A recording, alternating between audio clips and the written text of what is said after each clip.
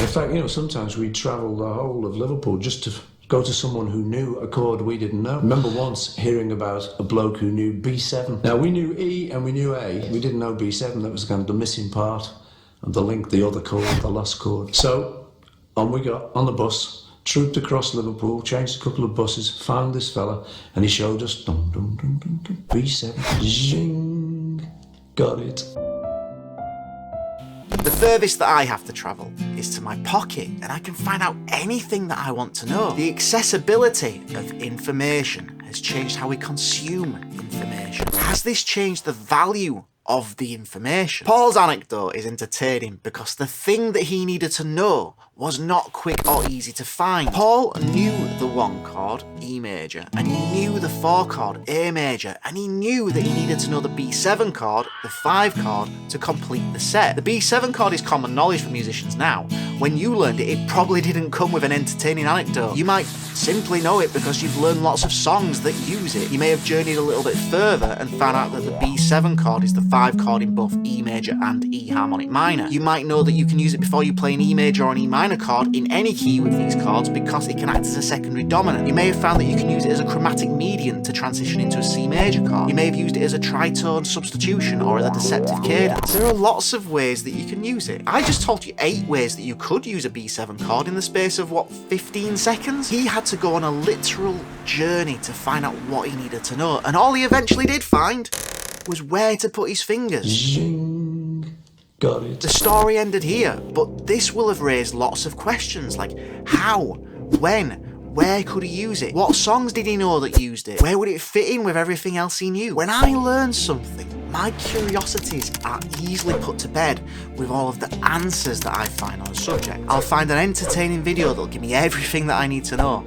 I'll consume the information and come away with a good understanding of that topic. Then I'll see another video immediately on another topic that grabs my attention. I will watch an entertaining video that gives me everything I need to know, and then I'll see another video that's fighting for my attention, and before I know it, in 15 minutes I'll have consumed an incredible amount of information that was easily accessible, wonderfully packaged, simple to understand, and it was entertaining. But I probably won't have picked up my guitar once. You see, I find answers to the questions that I ask, whereas Paul McCartney will have come away with more questions. Zing.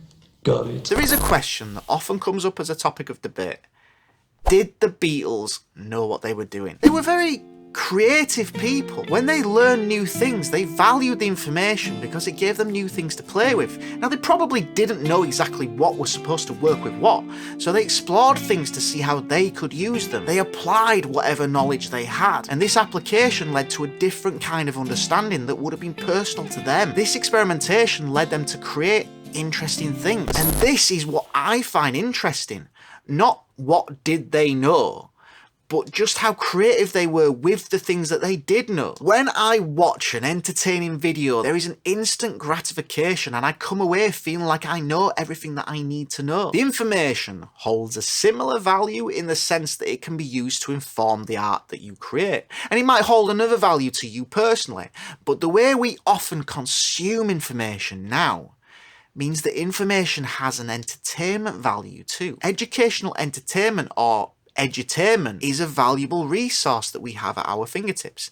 Education as entertainment is an amazing thing. This entertainment value means that access to information is more freely available than ever before. People are wanting to find information to satisfy their desire to learn things. People are interested in interesting things. People are curious about things and people want to know stuff. You could say it's acceptable.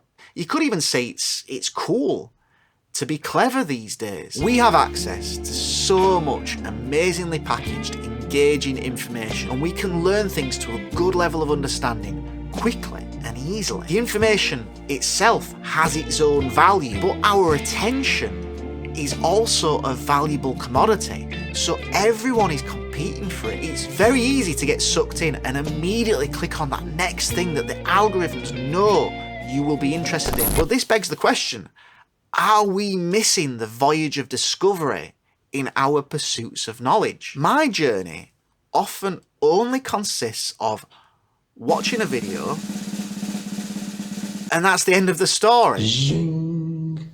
Got it. Sometimes it's worth just taking an extra moment before you click on that next thing and asking yourself, is that thing you just learned about something you want to use? And if it is, you can gain a more intimate understanding of that thing simply by picking up your guitar and maybe asking yourself a few questions like how, when, where can you use it? What songs do you know that use it? Where does it fit in with everything else you know? Our journeys to acquire knowledge don't come with anecdotes like Paul McCartney's anymore. The furthest I have to travel to find out anything I want to know is to my pocket. But I think the availability of information has added more value to the information because more people are valuing it. This has created a huge amount of sources that are all competing for our attention. So it has to be up to us to decide what value the things we learn have for us as individuals. So when we type our curiosities into that little box and find out all information that we could possibly need to know, it's up to us to choose what we do with that information that we find and we consume. Thanks very much for watching this video. Please hit the like button, please subscribe to the channel, and if you're interested in classic songs, I really do think that this is probably one of the greatest songs ever written, so check it out.